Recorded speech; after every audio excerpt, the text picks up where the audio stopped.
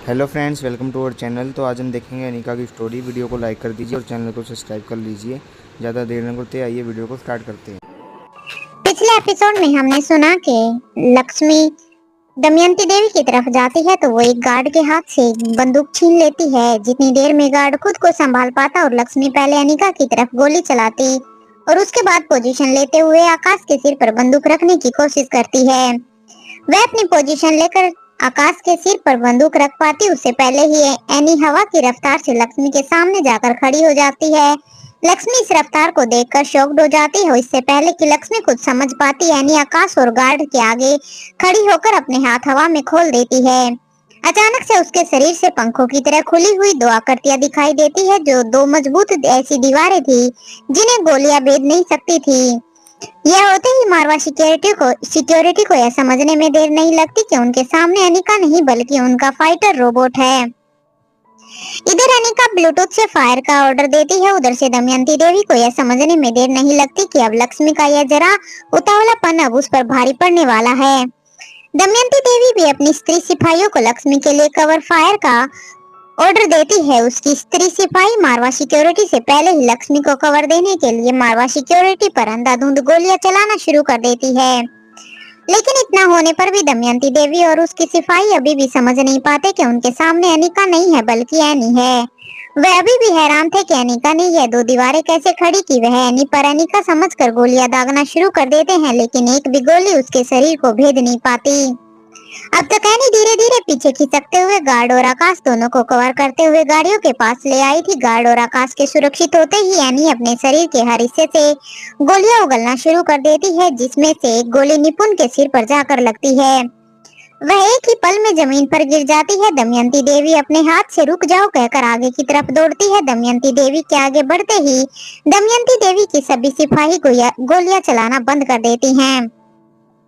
अनिका को अपनी वांछित चीज मिल चुकी थी। अब यहाँ रुकने का कोई औचित्य नहीं था, इसलिए वह अपने लोगों को गाड़ियों में बैठने का इशारा करती है। उधर दमयंती की सिपाही दमयंती देवी को चारों तरफ से घेर लेती है, क्योंकि एनी ने गोलियां बरसाना बंद नहीं किया था। अब रुद्रमा देवी दमयंती देवी का हाथ पकड़कर उसे गाड़ी की तरफ खींचती है। अब बेबस और तड़पती हुई दमयंती देवी के अंतिम शब्द जो अनिका के कानों में पड़ते हैं वो यह थे, यह क्या किया तुमने अनिका, वह तुम्हारी बहन है। अपने भाई को बचाने के लिए तुमने अपनी ही बहन को मार डाला। यह शब्द इतनी दूर से आने के बाद भी अनिका के कानों ने साफ सुने थे, क्योंकि वह इतनी दूर की आवाज भी आसानी से सुन सकती थी। अनिका ऑर्डर देती है कोई गोली नहीं चलाएगा और इसके साथ ही वह अपनी गाड़ी से बाहर निकल आती है। उसने भी अपने चेहरे को कवर किया हुआ था, इसलिए दमयंती देवी का ध्यान उस पर नहीं जाता। उसका पूरा ध्यान जमीन पर पड़ी हुई लक्ष्मी पर था। वह किसी भी तरह लक्ष्मी तक पहुंचना चाहती थी। अनिका के बाहर निकलने पर एनी गोलियां बरसाना छोड़कर अनिका की गाड़ी के पास पहुंच जाती है और उसे सुरक्षा देती है। अब तक चिराग प्लानिंग के अनुसार अपनी सिक्योरिटी को गाड़ियों में बैठकर वहां से निकलने का ऑर्डर दे चुका था। अनिका के कान दमयंती देवी की आवाज पर थे। वह उसे आगे भी सुन पाते हैं वह उसे आगे भी सुन पाते हैं। इसके आगे भी दमयंती देवी ने जो कुछ भी कहा वह अनिका के लिए हैरत अंगेज था। अनिका के हाथ पैर सुन पड़ जाते हैं। उसे विश्वास ही नहीं होता कि दमयंती जो कह रही है उसमें सच की कोई संभावना हो सकती है। इधर एनी अनिका को गाड़ी में बैठ जाने के लिए बार बार रिक्वेस्ट करती है। वही रोहित गाड़ी का दरवाजा खोलकर उसे अंदर आने के लिए कहता है, लेकिन अनिका का पूरा ध्यान सिर्फ दमयंती देवी की आवाज पर था। उसे उसके अलावा किसी की कोई भी बात सुनाई नहीं दे रही थी। इधर जब रोहित को एहसास होता है कि अनिका कहीं और ही खोई हुई है, तब वह अनिका का हाथ पकड़कर उसे गाड़ी के अंदर खींच लेता है। वहीं दूसरी तरफ रुद्रमा देवी अपनी पूरी ताकत के साथ दमयंती देवी को गाड़ी के अंदर धकेल देती है। रुद्रमा देवी को पीछे की तरफ से सीने में गोली लगी थी और अब वह दमयंती देवी के ऊपर ही अपने शरीर का वजन छोड़कर लुढ़क जाती है। दमयंती देवी कुछ समझ पाती कि क्या हुआ है उससे पहले ही उसकी सिपाही कहती है, माँ साहिब आप मेहरबानी करके अंदर ही रुकिए, लच्छों को हम लेकर आते हैं। लक्ष्मी का शरीर रोहित मारवा के काफिले से काफी दूर था। दमयंती देवी की सिपाहियों को आगे आते हुए देखकर अनिका अपने लोगों को उन पर गोलियां चलाने के लिए मना कर देती है। एनी भी गाड़ी के अंदर आ जाती है। रोहित के इशारे पर सारी गाड़ियां वहां से साए साए करती हुई निकल जाती हैं। मारवा के काफिले के चले जाने के बाद दमयंती देवी की सिपाही लच्छों को उठाकर वहां से ले जाती है। रुद्रमा देवी और लच्छो दोनों ही निर्जीव देह दमयंती देवी के सामने उसकी गाड़ी में पड़ी हुई दिखाई देती हैं। दमयंती देवी मूर्तिवत बैठी हुई उन्हें निहार रही थी। उसकी पूरी दुनिया कुछ ही पलों में उजड़ चुकी थी। कभी दमयंती देवी को अपना बचपन याद आता, जिसमें रुद्र माँ देवी उसके पीछे पीछे दौड़ रही थी, तो कभी लक्ष्मी का बचपना याद आता, जिसमें वह खुद लक्ष्मी के साथ खेल रही थी। अगर इस पूरी दुनिया में ऐसा कोई था जिसे दमयंती देवी से माँ का प्यार मिल सका हो, तो वह केवल लक्ष्मी ही थी। दमयंती देवी को जिससे ममता मिली और जिसे दमयंती देवी ने ममता दी, वह दोनों ही इस दुनिया से जा चुकी थी। अमरता की इच्छा रखने वाली दमयंती देवी कुछ ही पलों में पूरी तरह अकेली हो चुकी थी। अब अगर उसके जीवन में कुछ शेष रह गया था तो वह थी सिर्फ उसकी महत्वाकांक्षा। अब देखना यह था कि क्या आगे भी वह महत्वाकांक्षा इसी तरह जिंदा रहने वाली थी या अपनों के साथ खत्म हो जाने वाली इस महत्वाकांक्षा को ऐसे ही रखती। दमयंती अपने किले की तरफ बढ़ चुकी थी और इधर मारवा का काफिला दिल्ली में एंट्री कर चुका था, लेकिन अभी तक अनिका के हाव भाव में कोई परिवर्तन नहीं आया था। अनिका के चेहरे पर ऐसी मायूसी रोहित ने पहले कभी नहीं देखी थी। वह खुद नहीं समझ पा रहा था कि अचानक से अनिका को क्या हो गया है।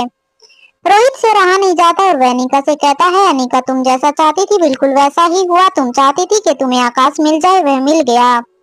इस वक्त वह बिल्कुल ठीक है। तुम चाहती थी कि हमारी तरफ से किसी को कोई नुकसान ना पहुंचे, तो देखो एकदम सब ठीक है। तुम्हारी ही योजना का हिस्सा था कि दमयंती देवी के सामने ही लच्छू अपनी जान से हाथ धोए, ताकि दमयंती देवी को सबक मिले और वह दूसरों के जीवन का मूल्य समझ सके। तो बिल्कुल ऐसा ही हुआ। इसके बाद भी जहां अब तुम्हारे चेहरे पर खुशी होनी चाहिए, वहां इतनी तकलीफ क्यों दिखाई दे रही है। अनिका रोहित के चेहरे की तरफ देखने लगती है। रोहित भी खामोश होकर उसे देखता रहता है। कुछ देर बाद अनिका जवाब देती है, मैं तुम्हें सब बताऊंगी। अभी सिक्योरिटी को कहो कि हमें सीधा वो गुलेरिया हाउस ले जाए। अनिका की बात पर रोहित गर्दन हिलाकर सहमति देता है और सिक्योरिटी को गुलेरिया हाउस जाने के लिए कहता है। इधर मारवा सिक्योरिटी गुलेरिया हाउस में सूचना दे देते हैं कि वह सभी गुलेरिया हाउस पहुंच रहे हैं। इधर गुलेरिया हाउस में इन सभी शब्दों में कौन कौन शामिल थे, यह सूचना गुलेरिया परिवार को नहीं मिलती, लेकिन इतना स्पष्ट था कि अनिका और रोहित दोनों आ रहे हैं। यह खबर मिलते ही पूरा गुलेरिया परिवार परेशान हो उठता है, क्योंकि यह मिलने का कोई सामान्य वक्त नहीं था। पूरा परिवार किसी अनहोनी की आशंका से विचलित था। आधी रात बीत चुकी थी, लगभग 3 बजे का समय था और अब सुबह होने को ही थी। अनिका और रोहित के आने की खबर सुनकर सभी की नींद पूरी तरह से उड़ चुकी थी। अब घर के सभी सदस्य अपना बेडरूम छोड़कर डाइनिंग हॉल में इकट्ठे हो जाते हैं और बेसब्री से उनके आने का इंतजार करने लगते हैं। करीब 1 घंटे के बाद पूरा मारवा काफिला गुलेरिया हाउस में एंट्री करता है। उनके पहुंचने की खबर सुनते ही गुलेरिया परिवार के ज्यादातर सदस्य उन्हें साथ लाने के लिए बाहर निकल आते हैं। अब अनिका कुछ देर के लिए सब कुछ भूलकर सीधा आकाश की गाड़ी के पास पहुंच जाती है, साथ में रोहित भी।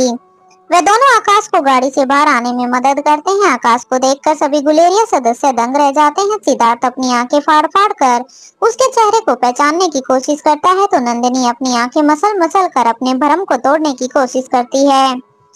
करण यहाँ नहीं आए थे। वह डाइनिंग हॉल के दरवाजे पर ही खड़े होकर अनिका और रोहित का इंतजार कर रहे थे, क्योंकि इस वक्त वह किसी भी तरह की विपरीत परिस्थिति के लिए तैयार नहीं थे। श्रेया भी अंदर ही इंतजार कर रही थी, क्योंकि अब चलना फिरना उसके लिए काफी मुश्किल हो चुका था। वह सभी को खुशखबरी दे सके, इस संदर्भ में उसका वक्त लगभग पास ही था। ऐसी हालत में आकाश को अपनी आंखों के सामने देखकर सभी अपनी जगह पर ही खड़े रह जाते हैं, क्योंकि आकाश को वहां पर देखकर सब हैरान थे। अनिका और रोहित आकाश को सहारा देते हुए घर के अंदर ले जाते हैं। सबसे आगे वह दोनों आकाश को सहारा देते हुए चलते हैं। बाकी सभी अपने होश को संभालते हुए धीरे धीरे उनके पीछे पीछे आना शुरू कर देते हैं। आकाश की सूरत इतनी बिगड़ी हुई थी कि एक निगाह में किसी के लिए भी उसे पहचान पाना संभव नहीं था, खासकर जब तब एक आकाश पहले से ही घर में मौजूद था। करण हकीकत से वाकिफ थे, इसलिए जैसे ही उनकी निगाह आकाश पर पड़ती है, उनकी आंखों से खुशी के आंसू झलक पड़ते हैं। जैसे ही रोहित और अनिका आकाश के साथ उनके करीब पहुंचते हैं, करण आकाश के चेहरे को हाथ लगाकर देखते हैं और उसके बाद अनिका की तरफ देखते हैं। अनिका करण की आंखों के सवाल के बदले में अपनी गर्दन हाँ में हिला देती है, जिसका मतलब था कि यह आकाश ही है। करण को एक पल के लिए लगता है कि जैसे अनिका बेहद नाराज है, लेकिन इस पल वह आकाश के अलावा किसी और बात पर ध्यान नहीं दे पाते। रोहित और अनिका बड़ी ही सावधानी से आकाश को अंदर ले जाकर एक आरामदायक कुर्सी पर बैठने में मदद करते हैं। जब श्रेया आकाश को देखती है, तो आकाश के पास जाने की जगह वह अनिका का हाथ पकड़ लेती है। उसकी आंखों से टप टप आंसू गिरने लगते हैं और वह बड़ी ही बेबसी के साथ अनिका से कहती है, अनिका यह किस तरह का मजाक है। अनिका श्रेया के गाल पर हाथ रखती है और उससे कहती है तुम बैठो मैं सब बताती हूँ। इस वक्त श्रेया ने अनिका से जो पूछा था वह सवाल पूरे घर का था सिवाय करण गुलेरिया को छोड़कर। अनिका अच्छी तरह से जानती थी कि वह घर वालों को पूरा सच नहीं बता सकती, इसलिए बड़ी ही चतुराई के साथ वह कहती है हमारे आकाश को किडनैप करके उसकी जगह पर उसका हमशक्ल रिप्लेस किया गया था। आकाश की सारी प्रॉपर्टी हड़पने के लिए दुश्मनों ने ऐसी योजना बनाई थी, लेकिन रिप्लेसमेंट के तुरंत बाद नकली आकाश के एक्सीडेंट के साथ ही उनकी सारी योजनाओं पर पानी फिर गया। मुझे आकाश के ऑपरेशन के वक्त ही यह पता चल गया था कि हमारा आकाश हमारे पास नहीं है। फिर आकाश के कंधे पर हाथ रखते हुए आगे कहती है लेकिन अपने आकाश तक पहुंचने के लिए मुझे अब तक आप सभी से यह सब छिपाना पड़ा। फिर वह श्रेया की तरफ देखकर हल्के से मुस्कुरा कर कहती है इसलिए हमारे पास जो आकाश मौजूद है उसे मेडिकल रूम में रखा गया है, तुम्हारे बेडरूम में नहीं। तो फ्रेंड्स आज की वीडियो में सिर्फ इतना ही। नेक्स्ट एपिसोड में कल अपलोड करूंगा, तब तक बने रहिए हमारे साथ।